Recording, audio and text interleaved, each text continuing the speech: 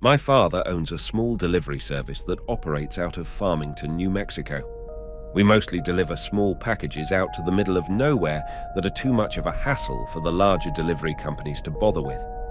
My dad is the only employee, and we have a few pickup trucks and a trailer. One day, we get a delivery out to Window Rock, Arizona, on the Navajo reservation, about 2 hours from Farmington. My dad gets the call for the job while he is chilling with his Navajo friend Travis and his girlfriend.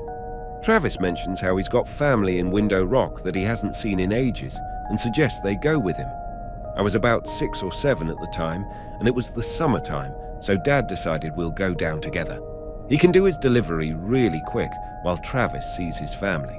We'll then go check out the Window Rock, which is a big rock face with a large hole in it that goes to the other side. Pretty cool. We had to convoy in separate trucks since my dad's was loaded down with freight. We decided to bring along some walkie-talkies so we could communicate with one another. We spend our time in Window Rock. Everything is generally uneventful, and we start heading home along the old highway with my dad and I in front, and Travis and his girlfriend in their truck behind us. I honestly don't remember most of the Window Rock trip, but this next part I can never forget. We're somewhere on the highway between Window Rock and Gallup, New Mexico.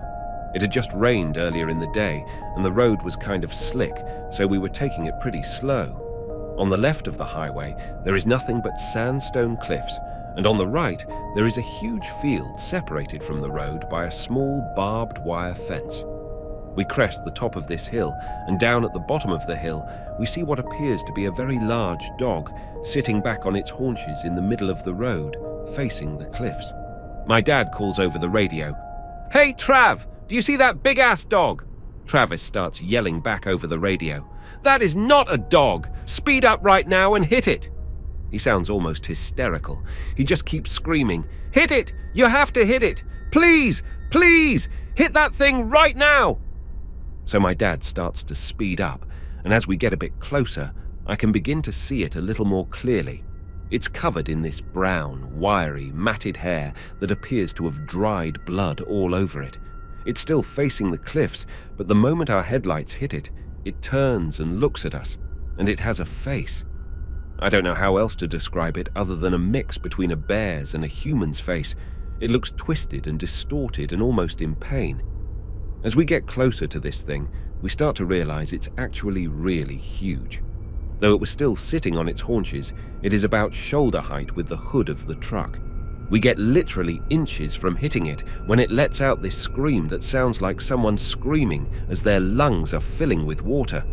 Then it leaps backward towards the field, landing just on our side of the barbed wire fence. Then, with another leap, it was gone from sight. Travis comes over the radio again. "Holy shit! Keep driving! We have to get out of here! We have to go faster!" And he kept repeating that last part. We have to get out of here, and we have to go faster. Pretty soon, we are speeding like crazy, and just as we start to come near the outskirts of Gallup, we get pulled over. Travis pulls his truck over with us. Naturally, this makes the cop, a Navajo man himself, very on edge, and he immediately asks why Travis felt the need to pull over as well. Travis says, "We just saw a skinwalker a few miles back and it's been following us." The officer immediately turns white, stammers something about a verbal warning, gets in his car and takes off. We do the same. We didn't see anything else that night. But when we got home, Travis refused to let us leave without taking some kind of Navajo totem thing that was supposed to keep it away.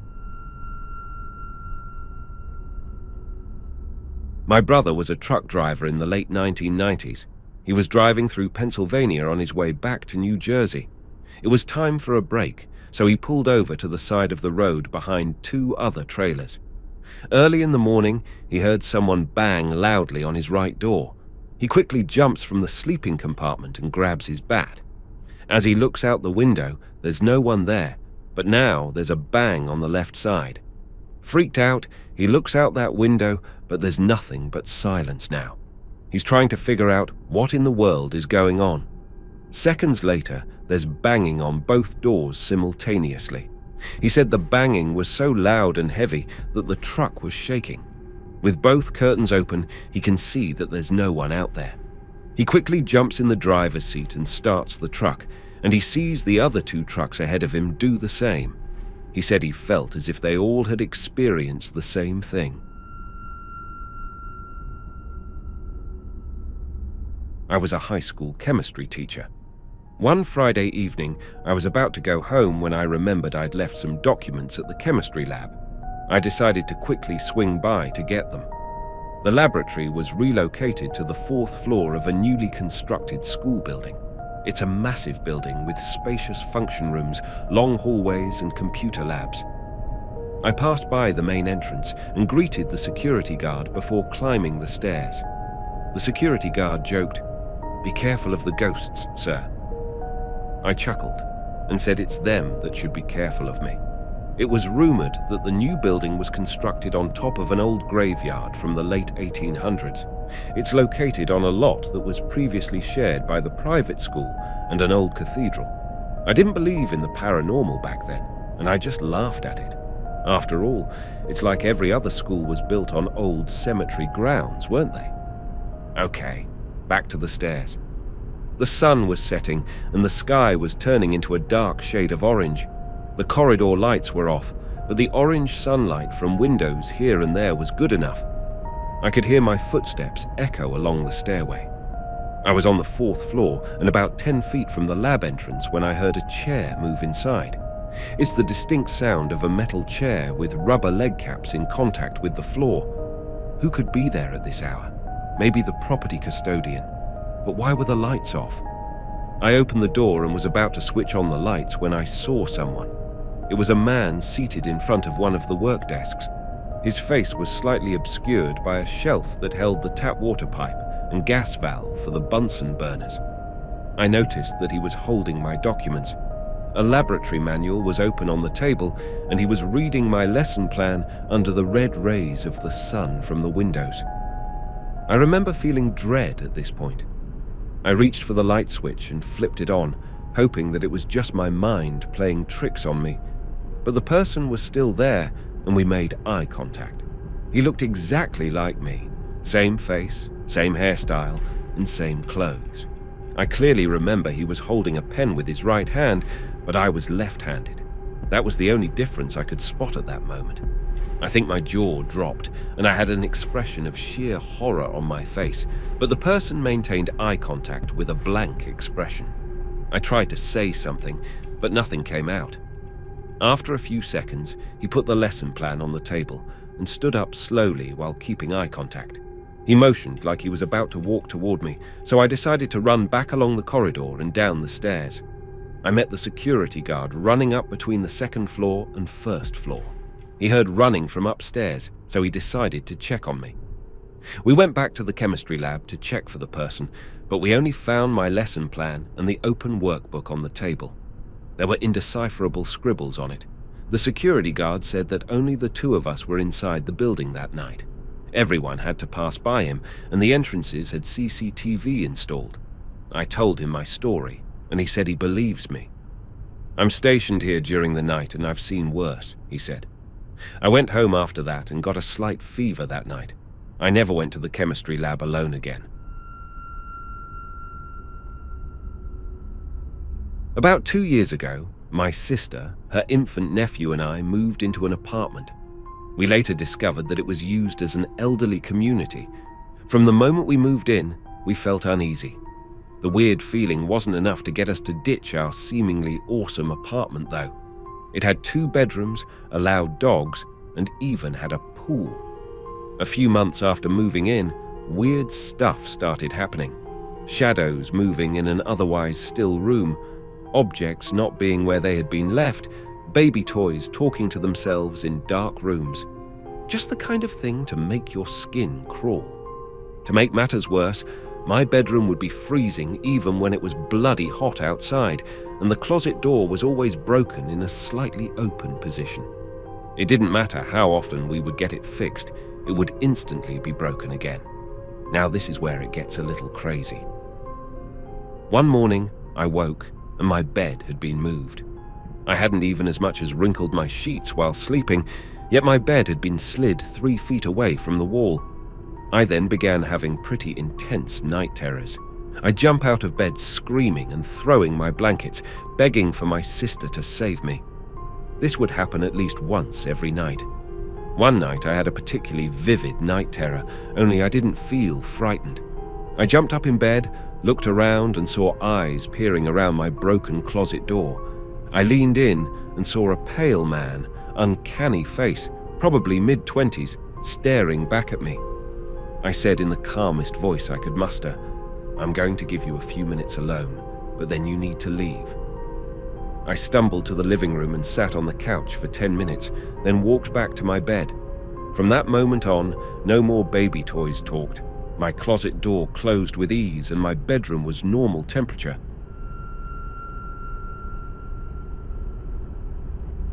I got a call from my cousin who said that he, his brother, his dad, and his best friend were using an Ouija board in their basement.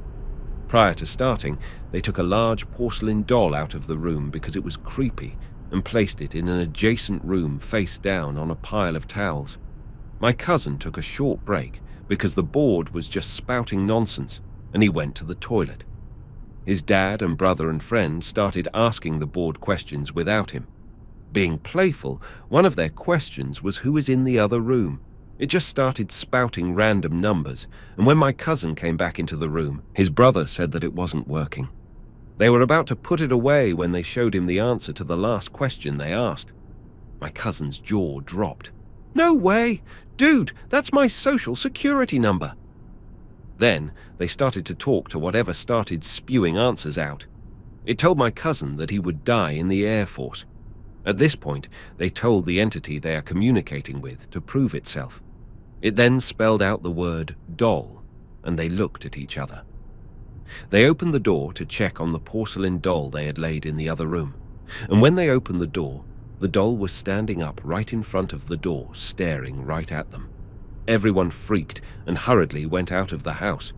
His best friend burned the Ouija board that night, and I think he temporarily went nuts for a few months. My cousin, for some reason, then joined the Air Force and is on a base in Europe now.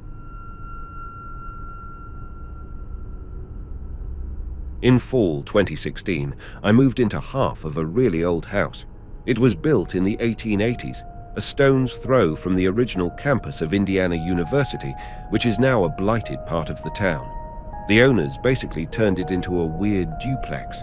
My friend had lived in it right before I moved in, and he claimed that it was haunted, but I didn't really believe him because he was a bit of an odd guy.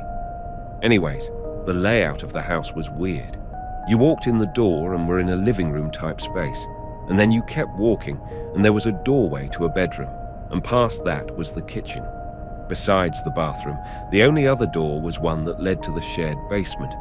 So my first night there was uneventful.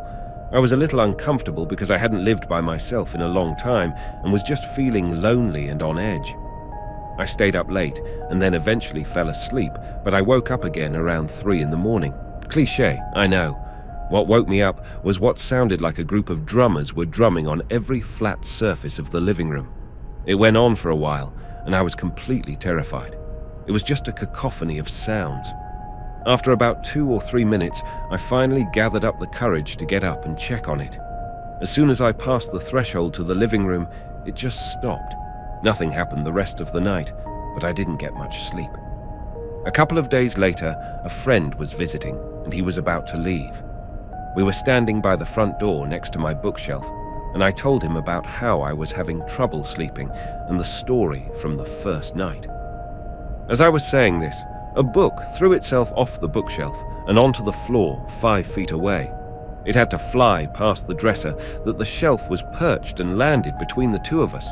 He just gave me a creeped out look and said he had to go. I don't blame him. Eventually, I asked the guy in the other half what was up, as he had lived there for 8 years. He told me that no one stayed longer than a year, and they all reported the same creepy stuff.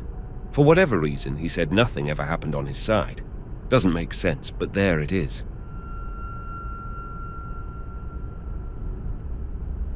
This one night when I arrived for work, my supervisor Dave looked confused and asked me what I was doing there.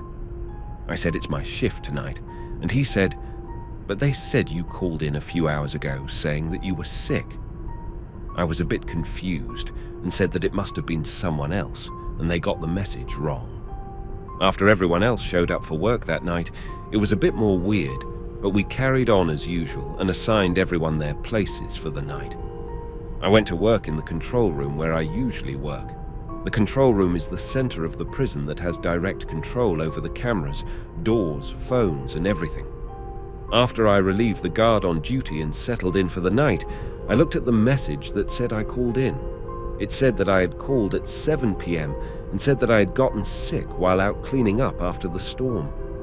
There had been a storm the night before, and it was a bit bad, but not anything that I had to go out to clean up. It was truly weird. My supervisor, Dave, came into the control room about that time. He's also a friend of mine outside work, and we started talking about it and how odd it was. I decided to call my wife at home and tell her about it while he was still sitting there. I picked up the phone and dialed. After 2 rings, a man picked up the phone and with a raspy voice said, "Hello?" I did not know what to say for a few seconds. I looked at the phone to make sure I dialed the right number, and I had. After a few seconds, the person said hello again in the same raspy voice. I said, "Hello, who is this?" "This is Taylor, who is this?" the person replied. My head started spinning because my name is Taylor too. I said in almost a scream, "Where is Anne?" He then said, "Anne's in bed, who is this?" I dropped the phone and told Dave to ring me out. I had to get home, and I took off toward the door. I could hear Dave pick up the phone behind me and say, "Hello," followed soon after by, "What the hell?" rather loudly. I ran to my car and drove home faster than what was legal, my mind racing the entire time. I busted through the door, and my wife was sitting watching TV and was shocked at me being home. I asked her who was there, and she said no one had been there. After a rather long talk with my wife, I went to call the prison to tell them what was going on, but the phone was dead. I went back to work, and when I came in, Dave was acting weird and asked me, "How the hell are you doing this?" He told me that when I left, he picked up the phone and the person on the other end sounded like me. He kind of freaked out and hung up the phone. A minute later, as he could see my car leaving the parking lot, I'd called back from home and asked what the hell was going on. He said that I was a bit irate, said I was sick and did not feel like playing these games, and was telling him to stop prank calling me before hanging up. After convincing him I had no idea what was going on, we went back to work.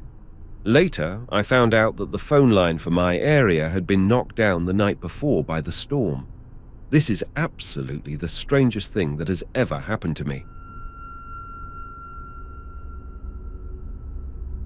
I went to boarding school for 6 years. This boarding school was in the middle of a one-stoplight town and on a hill 800 feet up. The school used to be an old monastery, which was hundreds of years old and huge with 4 stories. It also had a basement where there was a boiler room and long hallways. There were lots of spooky things happening there, although the admin didn't want us to tell these stories to other people.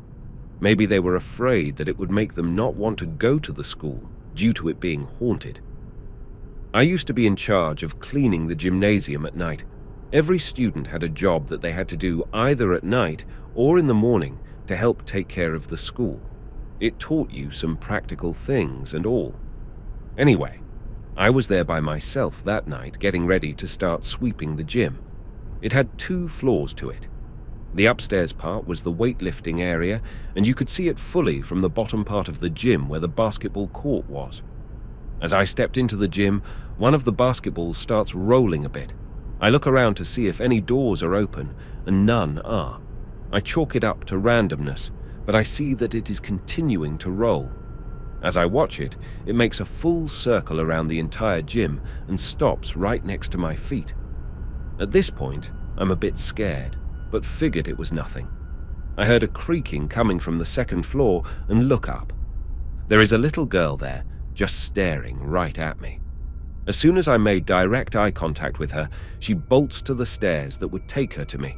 While running, she let out a scream that I cannot describe.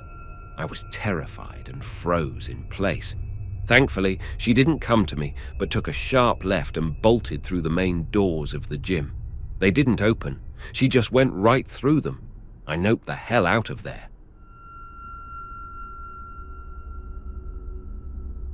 When I was in college, I worked part-time at a Jewish cemetery in reception. The cemetery was closed from Friday afternoon through Saturday evening for Sabbath. We sometimes stayed a bit later in the office on Friday afternoons to get bills out or checks processed. We heard a loud commotion by the cemetery entrance, which was locked, and only staff could get in and out. The office manager went to see what was going on and made me come with her. We went down to the gate to find an older woman who was probably around 70 begging us to let her in. She was dressed to the nines, and she kept saying she needed to get back. This was in the suburbs of New Jersey, so you needed a car to get around, but we didn't see a car or anything. She was just there in this beautiful black dress. We couldn't open the gate without the cemetery manager, so we went to go get him. We brought him back to the gate, and just like that, no one was there. We looked at video footage of the entrance, and you could see the office manager and me talking, but there was no one on the other side of the gate. The cemetery manager thought we were trying to trick him. I swear to this day, we saw a woman in a fancy dress outside that gate. There were multiple cameras, and not a single one picked up anyone on the other side of the gate, even though you could see the whole gate on the footage. I don't know if it was a ghost or what. The office manager and I decided not to tell anyone else, but we would mention it to each other every once in a while. I worked the graveyard shift in a hospital kitchen about 5 years ago. Before the kitchen was renovated a few years prior, our dish room used to be part of the morgue. While I was training, I'd frequently feel like someone was watching me, especially when I crossed into that part of the hallway. Every time I went into the dish room, something would be moved, turned over, or missing. Assuming it was my co-worker, I didn't think anything of it. About a week later, my co-worker leaves, and I'm left on my own. Every night, I would hear carts being moved around, dishes being put away, and silverware rattling. If I would leave for a minute, I'd get back and my radio would be switched to a different station. It got to the point where I was terrified to come to work every night.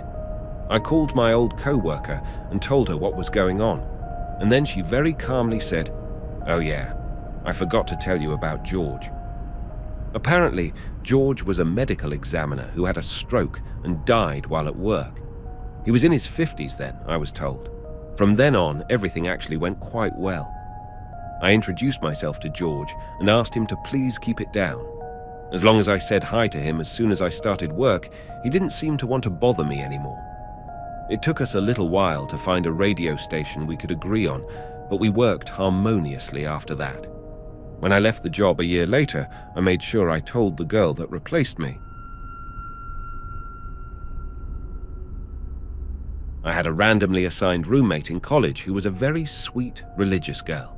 She kept to herself mostly, but she was always really kind and polite. This was the first year I didn't seem to have a mean roommate, so I was excited to get along with her. About 2 nights after we get moved in, I wake up to hear someone sobbing softly outside my bedroom door. It was a really weird sound. It's this kind of desperate, creaky sobbing, and I was so scared at first because it sounded like the sobs you hear in horror movies. It sounded more like The Witch, if you've played Left 4 Dead. I heard someone moving around the apartment and occasionally coming back to my door, scratching on it softly, so I finally summoned the courage to peek out of my bedroom. My roommate was just walking around the apartment crying. She was sleepwalking apparently because her eyes were closed, but when I opened the door, her head turned to look right at me. Then she slowly went to the kitchen table, picked up a pencil, and started to scrawl this weird symbol on her door. It looked like a circle with a triangle in it. I asked her if she was okay, and she just stood there, swaying and crying. I asked her if I can get her something or whether she needed help, but still there was no response. So basically, I was just nope and locked my door. The next morning, she was really scared and mad at me because this weird symbol had appeared on her door. She thought I had done it to prank her. She didn't believe me when I told her she was the one who did it, but eventually accepted my denials, and we dropped it. Several times throughout the year, I'd wake up in the middle of the night to see her in the kitchen. She'd be talking to herself. Every time she would come to scratch softly on my door, and every morning there would be another symbol on her door. She was still convinced it was me messing with her. I considered filming her, but honestly, I was really scared of opening the door because I watched too many scary movies about demons and those kinds of things. Then one time, we were in our separate dorm rooms when there was a huge bang from her bathroom. There was obviously no one else in the dorm, so we were both really freaked out, but we decided to investigate. We looked everywhere and nothing had fallen down. Also, there were no windows or other doors to the bathroom other than the one leading to our living room.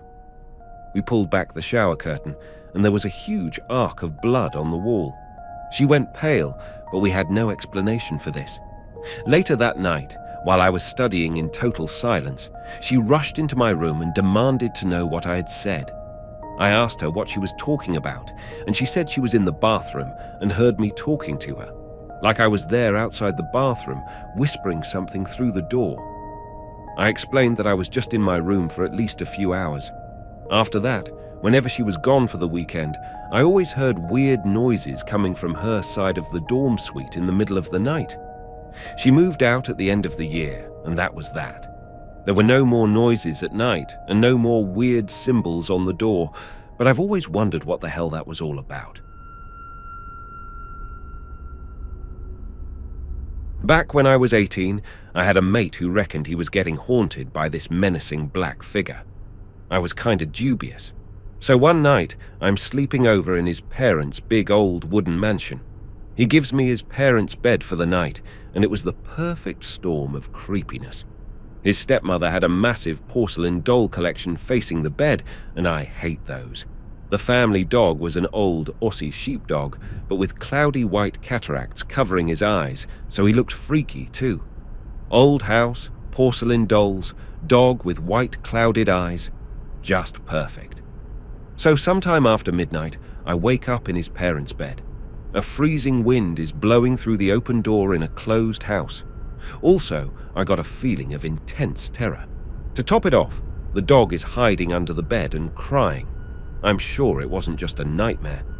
Then, a big black-robed figure coasts in through the door and hovers over the four-poster bed.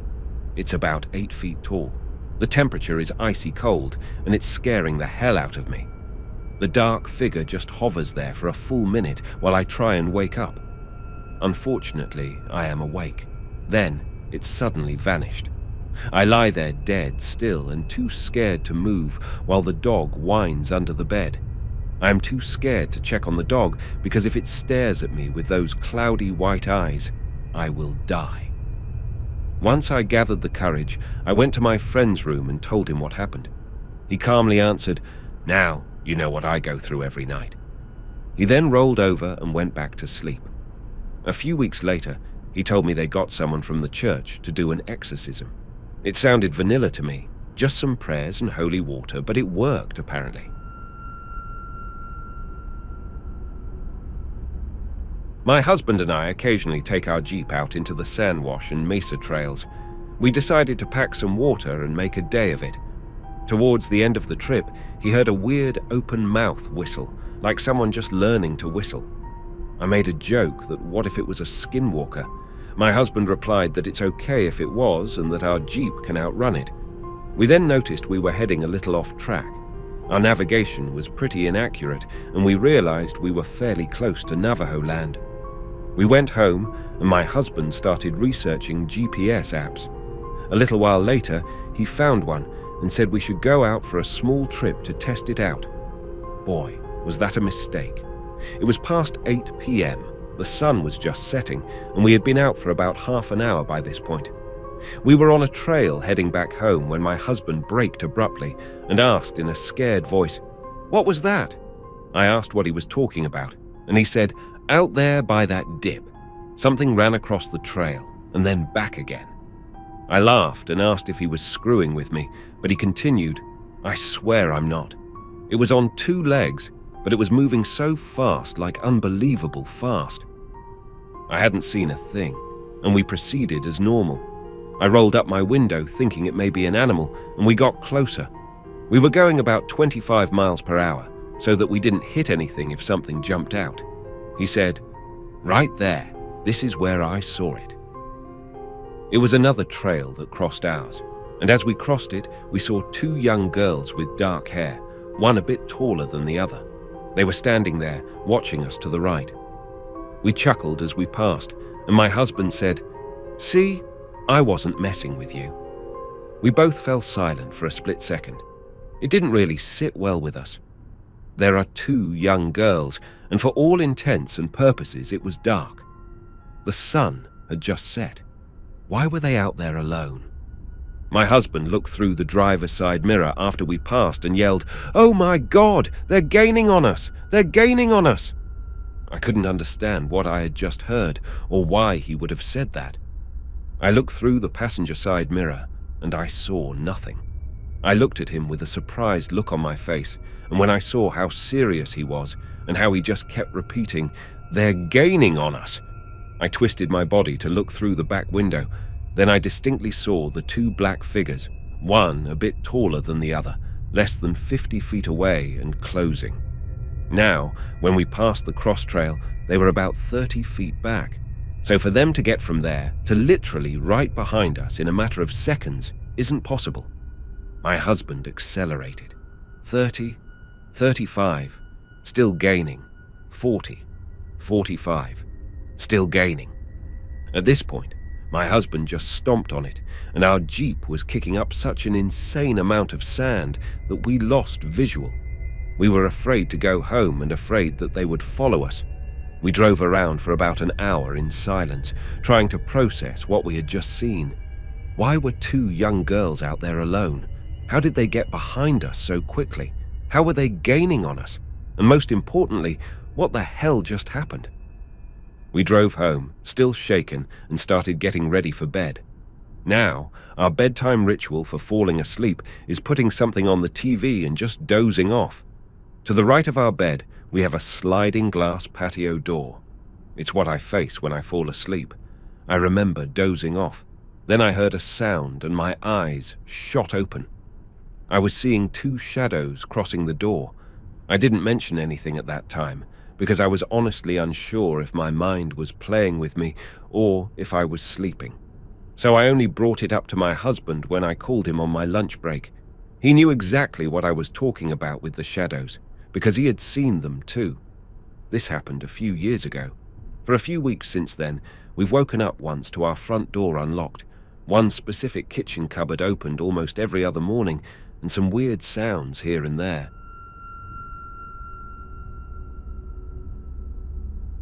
My friend is a cop in a major Canadian city. One night, we were supposed to go out after his shift. He decided to pick me up in his cop car since he had almost finished his shift and was just going to drop the car back at the depot. On the way, though, he got a call that someone was complaining about noises coming from their basement that sounded like a person, so he decided to make that his last stop. I was told to wait in the car while he talked with the homeowner and checked it out. He was gone for about half an hour before he came back and had this terrified face on him. Apparently, the homeowner was hearing loud thuds from his basement for a couple of weeks, but on the day of the call, they were really loud. He had a walk-in basement, so he thought maybe someone had broken in. My friend goes to the basement to check it out with the homeowner. It's all dark, and the lights need to be turned on from the electrical panel. They get to the panel, and my friend says he saw something in the corner of his eye. He turns around, and at the end of a hallway that leads to a cold storage, he sees a guy facing the door of the cold storage, just standing there. The guy was tall with long hair and seemed to be wearing nothing. He yells at the guy to turn around, but he doesn't. The homeowner sees him too and is really scared. My friend asks the guy to turn around once more before hitting the switch for the lights, and the guy at the cold storage just disappears when the lights come on. My friend swore that he searched every inch of that basement and could not find anyone else. The homeowner is shaken up and says he's going to stay with a friend for a night, and my friend calls another cop to surveil the house to see if anyone tries to enter the main house or basement. Not sure what happened after, but my friend swears he saw someone there.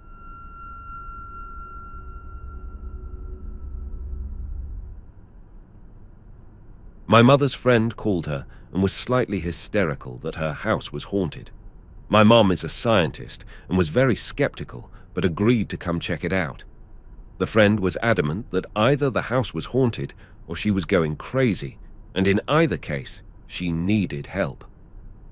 My mom arrives at the friend's house, and she begins showing my mom what she's seen. First, in the living room, there is a brass lamp that is shiny, so you can see the reflection of the kitchen behind as you look at the lamp.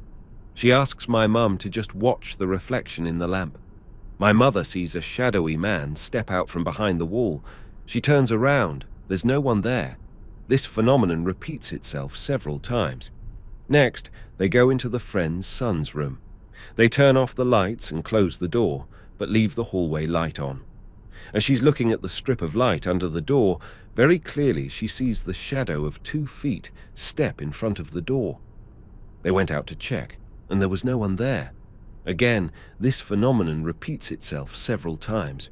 Lastly, they check the bed. She fluffs up the comforter, and then, very clearly, you could see the indentation of someone sitting on top of the comforter. Fluff up the comforter again, and it happens again. All of these events would repeat themselves whenever she looked at them. My mom insists that she really tried to investigate all of these events, but could find no other explanation. The friend then went to a spirit medium soon after, who told her it was her furniture that was haunted, and not the house. It turned out that the furniture was second-hand and bought at a garage sale, so she got rid of the furniture, and the paranormal stuff stopped. When I was about 14, my best friend had a sleepover birthday party. Being the silly little girls we were, we decided to make an Ouija board to use, not really knowing any of the rules like making it say goodbye after a session. After an hour or so, I wandered off to read some tarot cards and watch the rest of The Exorcist with the other couple of girls who didn't want to commune with spirits. Here's where it got weird. After I left, it seemed like a new spirit joined the session and talked to my friends. It said his name was Max, and he was looking for me. I've never known a Max in my life. My friends yelled out what he was saying as it moved, and I was writing off as them teasing me. However, it started giving them information about me that no one at that party knew. He said little things that only I would know, and even the abuse I was experiencing at home. That freaked me out right out. I begged them to stop playing, even after Max tried to convince me that he was not trying to hurt me. My friends were awesome and stopped playing before I started crying, and I thought that was the end of it. The next time I saw an Ouija board was the next year, and only one girl from the original party was among the group. We were baking a cake, so when the buzzer went off, she and I headed up to take it out of the oven. When we got back to the group, another girl turned to me and asked, "Who's Max?" Apparently he stuck around after that first time. If my friends want to use a Ouija board, they don't invite me over unless they want to speak to Max. He's always around. I would sometimes see a faint shadow of a person at the corner of my eye, but it disappears the moment I looked. I don't feel threatened or scared, though.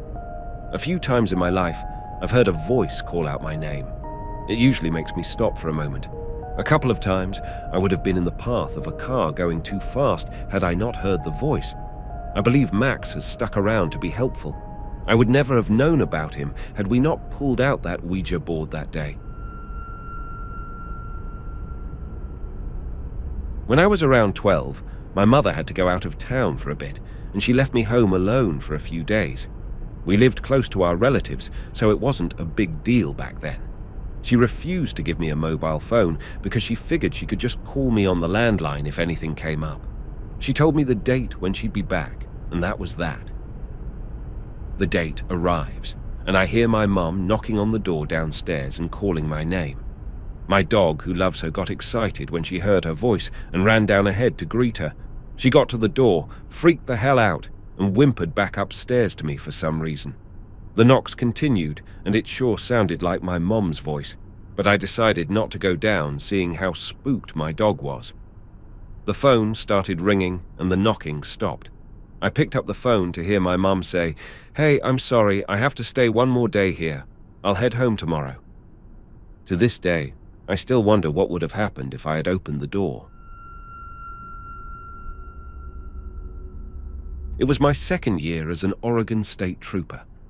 As I was riding in the cop car with my partner, a dispatch call came through about a man holding a gun to a woman's head, so we immediately drove to the location.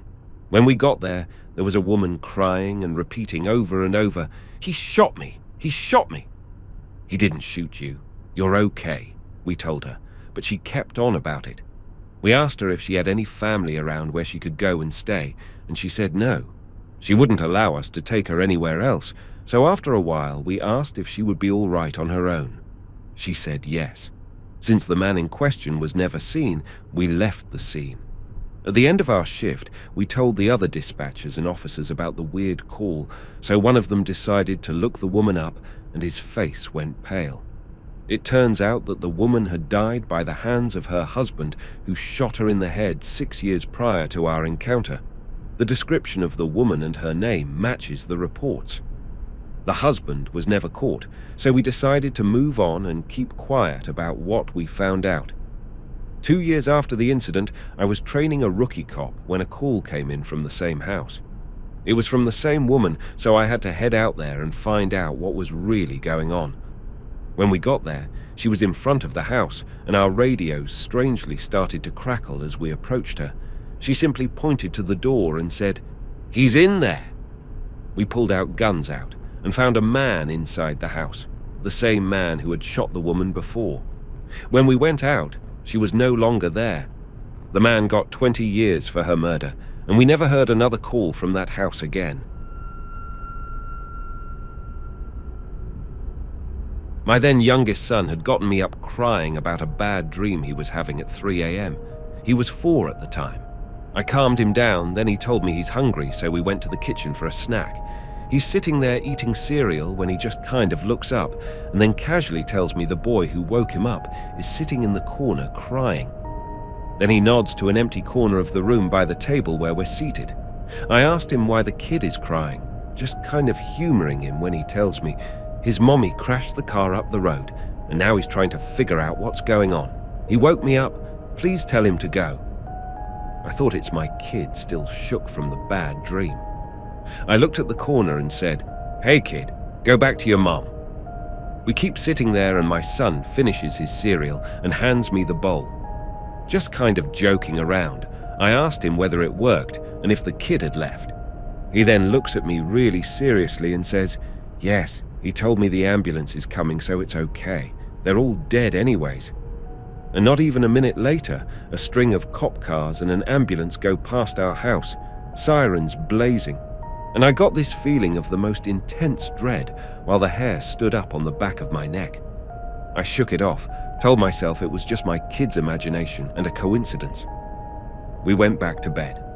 A few days later, my neighbor tells me all about the big wreck a mile up the street from us, where some lady was going too fast and flipped the car and no one survived. That was 3 a.m. in the morning on the night my kid had woken me up. When I was younger, my family was extremely poor and lived in a very old mobile home on some land my grandpa owned. This piece of land was in a very small town out in the middle of nowhere, Texas, and covered in woods. The town itself was your typical small country town where football was king and there was nothing to do but get drunk or high on the weekend. It was also the type of town, along with it being the early 1990s, where one didn't typically have to worry too much about locking their doors or setting an alarm. Now, our trailer was a 2-bedroom, and my parents, always putting us kids ahead of themselves, slept in the living room on a fold-out couch. My room was directly connected to it, and my sister's room was down a hallway past the kitchen and bathroom at the other end of the trailer. One night, after everyone had gone to bed, my dad is woken up by a feeling that there is someone in the room. He looks around a bit and sees a large male figure sitting in the easy chair just feet from the bed. My dad quickly flipped on the light switch next to his bed and saw it was a neighbor from down the road named Carter. Carter was known to be a frequent drug user and was often in trouble with the law because of this. My dad asked him what the hell he was doing here and told him to get out. Carter responded in a scared voice. "I can't get out. The demons are chasing me, and your house is the only safe one." My dad, who I should mention is a fairly large and terrifying person, responded that if he didn't get out and get out quickly, that the house would be a lot less safe for him. Carter pleaded, "If I leave, they'll get me. They've been chasing me all night. If they catch me, I'm dead." My dad responded that there were no demons, but that if he didn't get out of his house, he'd be dead. From what I've been told, since I was asleep for this part, my mom also hurled a few threats, and while she may not be big, she was equally as terrifying. I believe it was her anger that finally scared him off.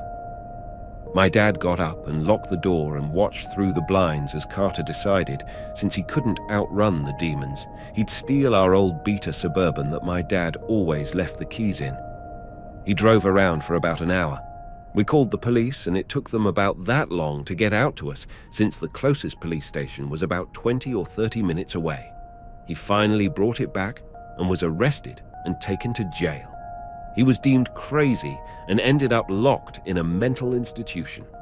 The scariest part is that for years after this, we'd get phone calls where all we'd hear is music that would have lyrics like, "I'm going to kill you," and "We will find you," stuff like that. These calls lasted for years and followed us from house to house, even though we always had different numbers and would even be in different states. We always thought it was Carter or his demons sending us a message. The calls stopped when I was about 12. I later found out that it was around that time that Carter thought the best thing he could do for himself was soak himself in gasoline and set himself on fire. I'm an urban explorer, but nearly everything I've done was above ground. But there was an old farmhouse near me that I explored several times, including the basement. I'd say the times something unexplained happened were about less than 5% of my expeditions, but I had several in this house. It had been abandoned for at least 30 years, was in very poor shape, and used to be a big party spot for teens. My weird experience happened one night when I went there with 3 other people. I felt nothing unusual, but one of my friends felt uneasy and said they were having goosebumps since we entered. The basement had a bunch of the usual laughable wannabe satanic taggings across one wall in red paint. Then, on the opposite side of the wall, there were religious messages in black. We spent a few minutes there and decided to explore a different spot. We were walking up the staircase out of the basement, which had solid walls on both sides. As we did, each person in turn, from top down, got their shoulder bumped. It's as though a person were going down past us as we were going up. Then we heard a shriek from the basement, so we hurried up. It might be a cat or some animal, but we noped the hell out of there. That old farmhouse is now demolished.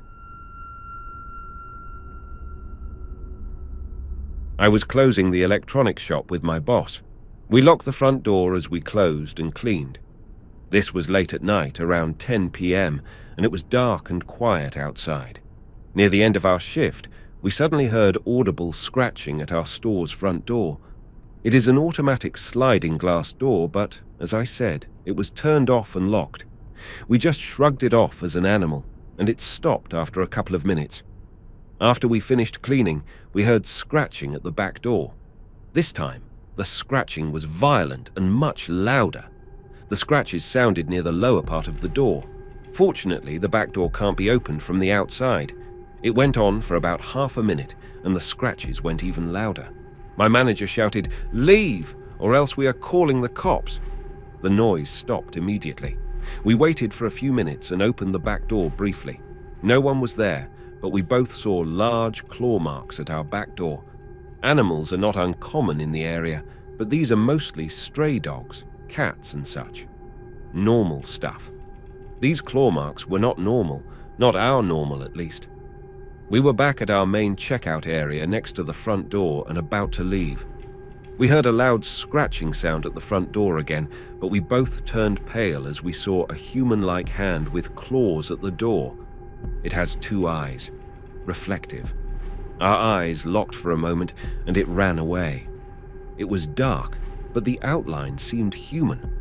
My boss quickly made sure all doors are locked from the inside, and I called the cops. We didn't leave until they were at our door. The officer escorted us to our rides, and as we left, he followed us on his patrol car. As we pulled out of the driveway in a line, we saw a human-like head peeking at us from the building's corner. Even the cops saw this. We all pulled out and stopped at a nearby gas station. The officer confirmed what we saw, and he had some other cops drive by to look around. Despite what we saw, we still don't know what the hell it was. The police officer went around the area and asked anyone with cameras facing our store for possible footage, but there was nothing. When I was little, my mum took out an Ouija board and asked my brother and I if we'd like to play with it. It started out pretty funny.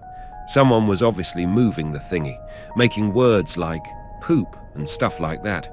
But then my mum said, "Let's get serious and try to contact someone." Here is where it gets weird. A friend of hers had recently gone missing. He'd been missing for a month or so, and nobody knew where he was. When we asked who it was we're talking to, it spelled George. When we asked George if he was my mum's friend, he said yes. My mum got visibly upset and asked where he was. It spelled in a lake. Then it spelled cold and dark afterward. It was extremely upsetting, and we stopped immediately. Mum tried to be light-hearted about it, and since I was young, I believed it was no big deal as well. About a week later, they found George's body. He'd been hit by a car on some bridge, and his body fell into the nearby lake. It was a reasonably remote place, so nobody had found him for a while. My grandma had a neighbor and friend who unfortunately lost her husband when she was young, about 40 or so years ago. It was a sudden death, cardiac arrest or something like that. So this woman was so upset because for a couple of years after his death, she couldn't dream of her husband. For some reason, it really bothered her that she couldn't experience a dream with him in it. It's almost like she wanted it for the comfort. Anyway, some time passes, and this woman is preparing to sell her house and move closer to her kids who live a state over. Suddenly, she gets her wish. She starts dreaming, and her husband is in them. She has multiple of these dreams, and in every one, her husband wakes her up, sits down on the bed, and starts speaking to her. However, his speech horrifies her. It was described to me as backwards or garbled. I imagine it to be something similar to the way Twin Peaks characters speak in the Black Lodge. So yeah, pretty goddamn creepy. She can't make a single word out. A few days before she's about to move out for good, she goes to bed and dreams of him again. The dream is the same, except she understands one word he says. He grabs her in the dream and repeatedly says, "rafters," almost seeming panicked. She wakes up rattled but returns to sleep. The next day, as she's finishing up packing in the basement, she looks up and sees the rafters. She remembers the dream and is compelled to reach into them. She does, and pulls out thousands of dollars worth of WW2 bonds her husband had purchased without her knowledge. She swears he never told her about them. So he appeared in her dream to tell her so she wouldn't leave all those bonds behind when she sold the house. Her story still gives me chills today. I was a night custodian for an elementary school. The building was built in the 1920s, and it looked rather old. I was the third shift guy who took over at 9 p.m. on weekdays. I was basically there to mop the floors and make sure no one broke in. If I got all of my stuff done, I was pretty much free to do whatever I wanted. Often after finishing work, I'd go hang out in an office because there was a small TV to watch. Things started off innocently enough. Lights turning on in classrooms where I knew they had been off previously, or cabinets and doors opening and closing on their own. I didn't pay much attention to it at first. I was sort of on the fence as to believing in paranormal activities, so I just shrugged it off as coincidences. Early on, I would go and check the noises out.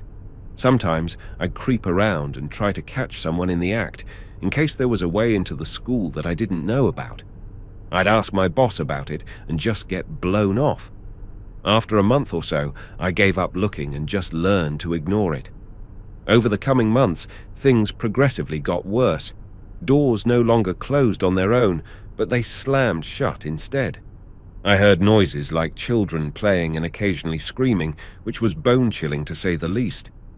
I'd find trash cans turned upside down.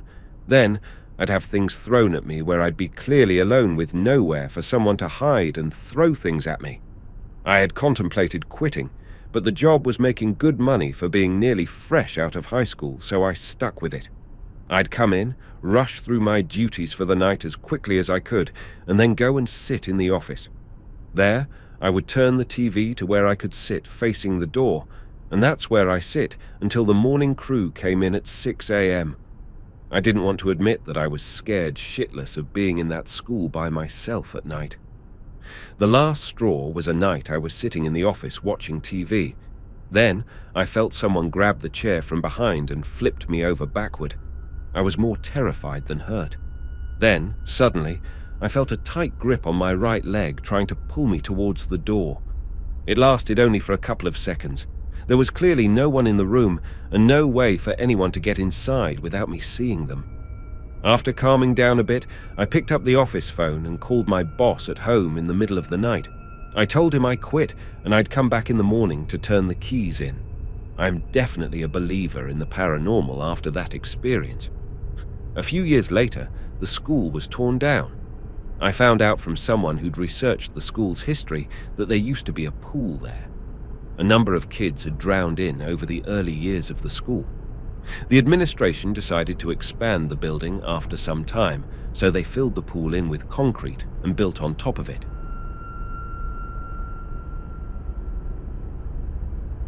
It was late at night, and I was putting beef in the slow cooker because I wanted it done for the morning. I reached up the shelves to grab some seasoning and heard creaking. I thought it was my kids.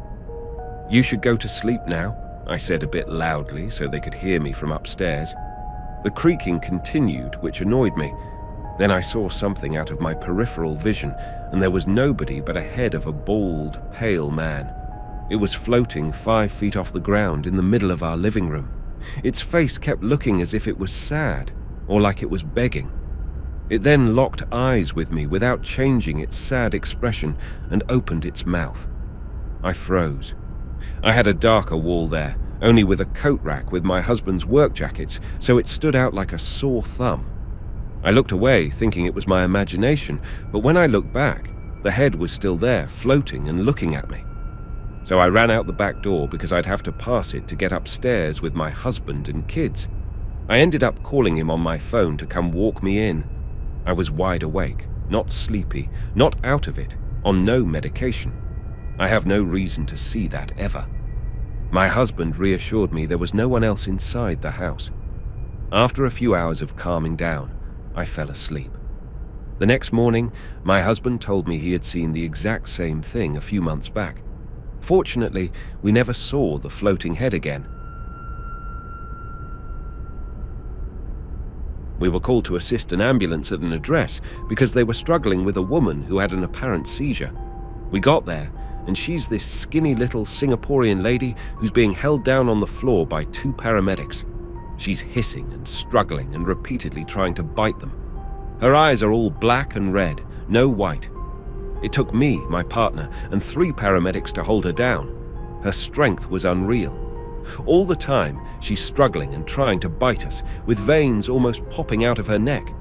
She's looking past us at the corner of the room, screaming at something that isn't there, telling it not to kill her and us. Her husband, who seems weirdly unfazed by the whole thing, tells us this has been happening since she last went to Singapore and got sick after visiting a holy site. Usually, her sister has to stop it by putting this powder on her forehead in a cross, but unfortunately, she's out of the country. In the end, she was taken by the paramedics to the hospital for a mental health assessment. I often wonder what the outcome was, but unfortunately, I have no way of finding out.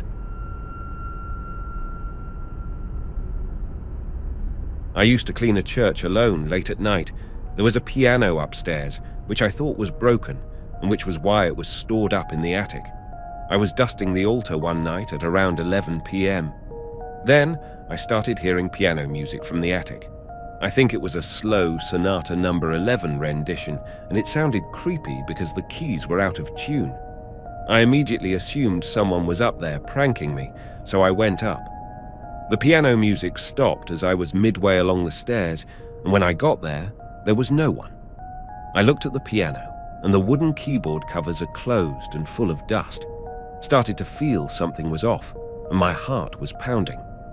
When I turned around to walk away, I heard a loud bang behind this metal door, which I assume was an attic closet. I ran down the stairs and locked up earlier. I never worked the night shift again. I hope you enjoyed these stories about the paranormal and the unexplained. Please leave a like and subscribe to the channel.